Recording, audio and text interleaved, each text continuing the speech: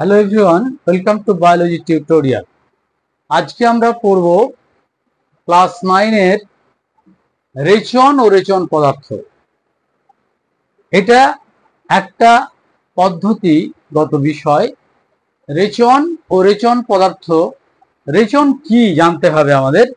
রেচনটা হচ্ছে একটা প্রসেস, পদ্ধতি, যে পদ্ধতিতে যে কোনো জীব, উদ্ভিদ হতে পারে, প্রাণী হতে পারে, যে কোনো জীব তার দেহের উপজাত রেচন বস্তুগুলোকে ত্যাগ করে, দেহ থেকে বের করে দেয় এবং দেহকে সুস্থ স্বাভাবিক রাখে। ফলে কি হয়, রেচন ত্যাগের ফলে দেহের মধ্যে নাইট্রোজেন যুক্ত পদার্থ, অত্যন্ত ক্ষতিকারক নাইট্রোজেন বিহীন পদার্থ বা কার্বন যুক্ত পদার্থ, এগুলো দূরীভূত হয়। তার ফলে দেহটা স্বাভাবিক থাকে, সুস্থ থাকে এবং তার অন্যান্য বায়োলজিক্যাল অ্যাক্টিভিটি গুলো সম্পন্ন করতে পারে। আমরা আজকে যেটা পড়বো ক্লাস 9 এর উদ্ভিদের রেচন ও রেচন পদার্থ একটা পার্ট। এই পার্টে উদ্ভিদ জগৎ, যেটা সব সময় একটা পরিবেশগত দিক দিয়ে তারা অনেকটা তার এগিয়ে আছে, উদ্ভিদ জগৎ অনেকটা এগিয়ে আছে এই কারণেই যে তাদের রেচন পদার্থগুলো উপজাত, অত্যন্ত কম ক্ষতিকারক এবং তারা কয়েকটি পদ্ধতির মাধ্যমে, নির্দিষ্ট অঙ্গ না থাকলেও কয়েকটি পদ্ধতির মাধ্যমে তারা ত্যাগ করে থাকে। যেমন আমরা বলবো যে পত্রমোচন একটা পদ্ধতি, যে পত্রমোচনে পর্ণমোচী বৃক্ষ এবং চিরহরিৎ বৃক্ষ, এই দু টাইপের বৃক্ষ পৃথিবীতে রয়েছে যারা খুব সহজেই পত্রমোচন প্রক্রিয়ায় রেচন ত্যাগ করে। পর্ণমোচী যারা, তারা ঋতু পরিবর্তনের সাথে সাথে তাদের রেচন পদার্থগুলো পাতায় জমে থাকে এবং সেখানে পত্রমোচনের মাধ্যমে সেটা ত্যাগ করে থাকে। যারা চিরহরিৎ বৃক্ষ, তারা প্রায়ই পাতার মধ্যে রেচন জমা হয় এবং ক্লোরোপ্লাস্টিড চেঞ্জ হয়ে যায় ক্রোমোপ্লাস্টিডে। ধীরে ধীরে এই পরিবর্তনের ফলে পাতাটা টুপ করে পরিবেশে ফিরে আসে, পরিবেশের মধ্যে পড়ে যায়, স্খলিত হয়। ফলে কি হয়, পাতা ধীরে ধীরে আবার পচে গিয়ে ধীরে ধীরে সার তৈরি হয়।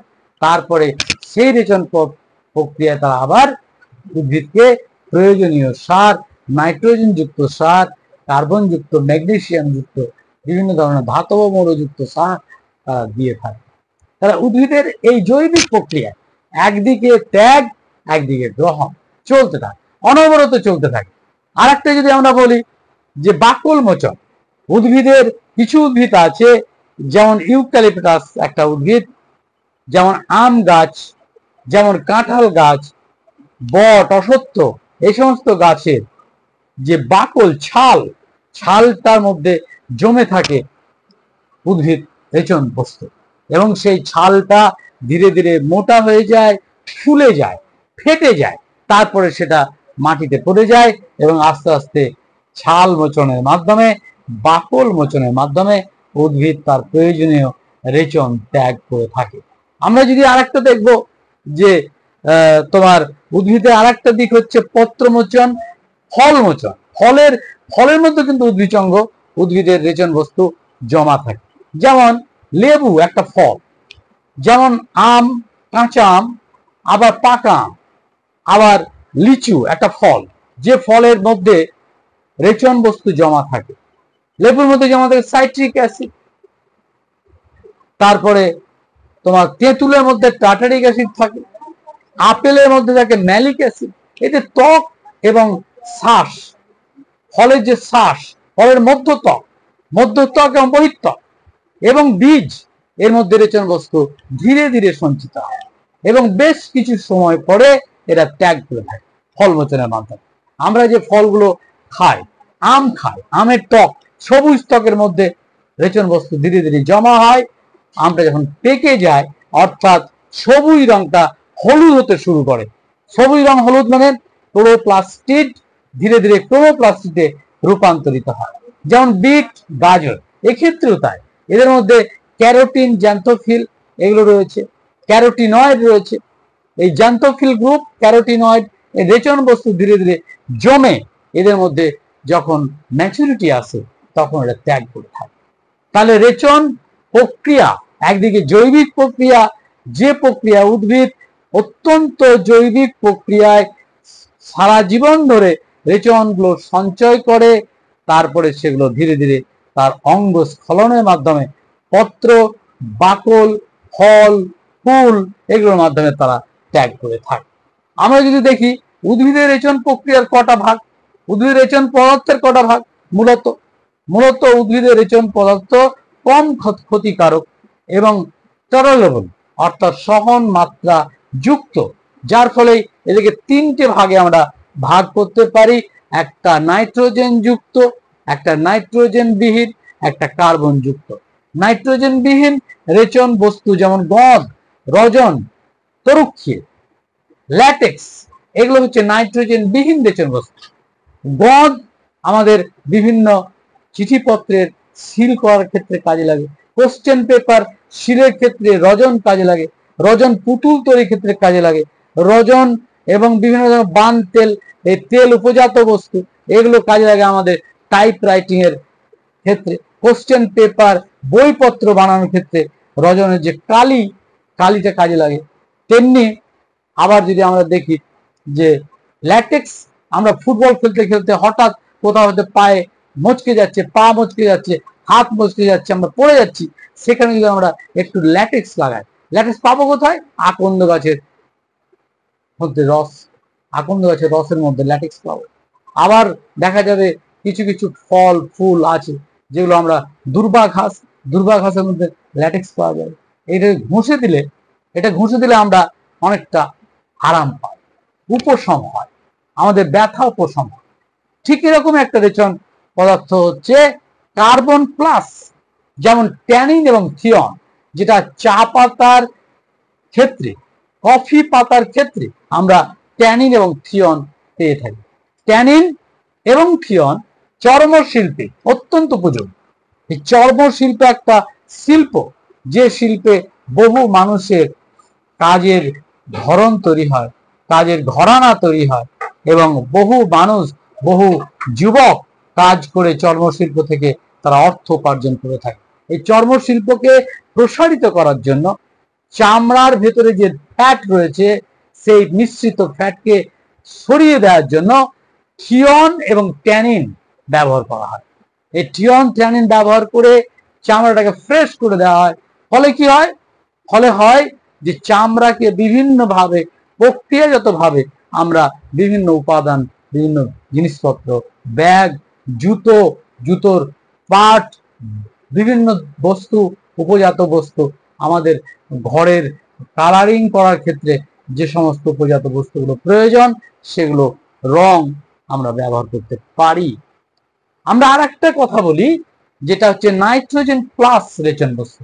উদ্ভিদের রেচন বস্তুগুলো অত্যন্ত উপকারী মানুষের ক্ষেত্রে, বিশেষ করে মানুষের সভ্যতাকে অনেকটা এগিয়ে নিয়ে যাওয়ার ক্ষেত্রে এই ধরনের nitrogen plus, nitrogen carbon plus, nitrogen বিহীন প্রত্যেকটি রেচন বস্তুর একটা মূল্য আছে, একটা গুরুত্ব আছে।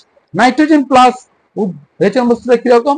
সমস্ত মেডিকেল সায়েন্সের ক্ষেত্রে, চিকিৎসা জগতে প্রায় 63% ওষুধপত্র তৈরির ক্ষেত্রে নাইট্রোজেন প্লাস উপক্ষার জাতীয় রেচন বস্তুর ব্যবহার আছে।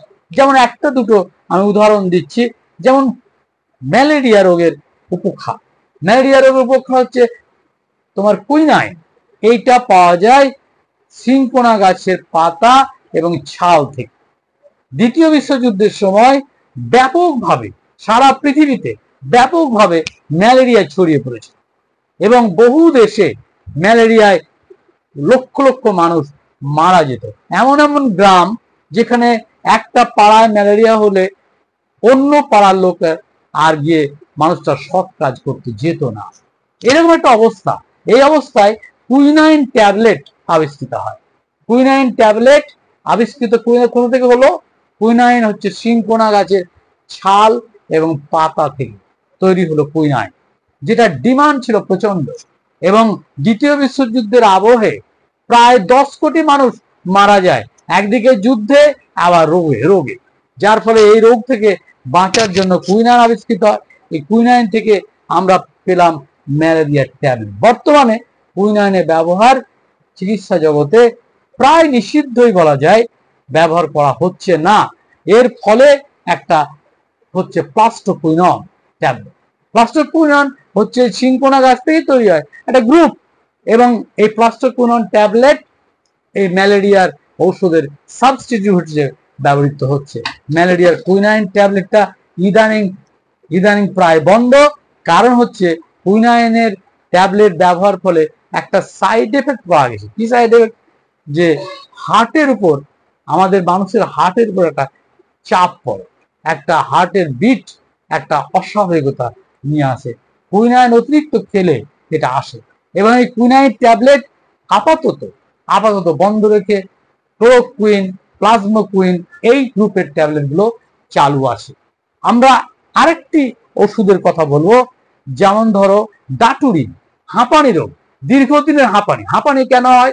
একটা ফুসফুস যদি ভাইরাস দ্বারা বা ব্যাকটেরিয়া দ্বারা আক্রান্ত হয়, ফুসফুসের অ্যালভিওলাই গুলো অনেকটা ছোট হয়ে আসে, এবং রক্তবাহগুলো অনেক সময় ফেটে গিয়ে সেখানে রক্ত ক্ষরণ হতে পারে।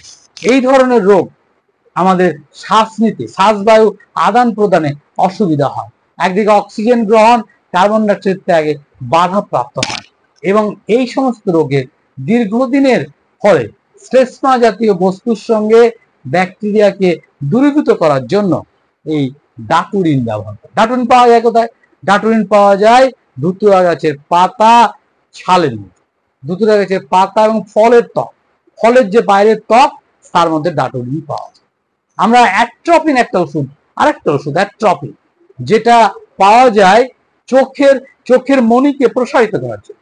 অর্থাৎ চোখের মধ্যে গ্লুকোমা, কেরাটোম্যালেশিয়া, তারপরে তোমার জেরপ্থ্যালমিয়া, এই সমস্ত রোগ যদি চোখে হয়, তাহলে চোখের অপারেশনের ক্ষেত্রে সুবিধা হয়। অ্যাট্রপিন একটা ওষুধ, কয়েকটা ড্রপ দিলেই চোখের যে অ্যালারি পেশি রয়েছে সেটা প্রসারিত হয়।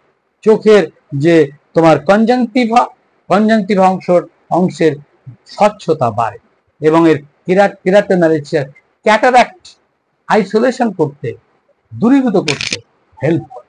এটা অত্যন্ত গুরুত্বপূর্ণ ওষুধ, এবং এই অ্যাট্রপিন বেলেডোনা গাছের ছাল মূলে পাওয়া যায়।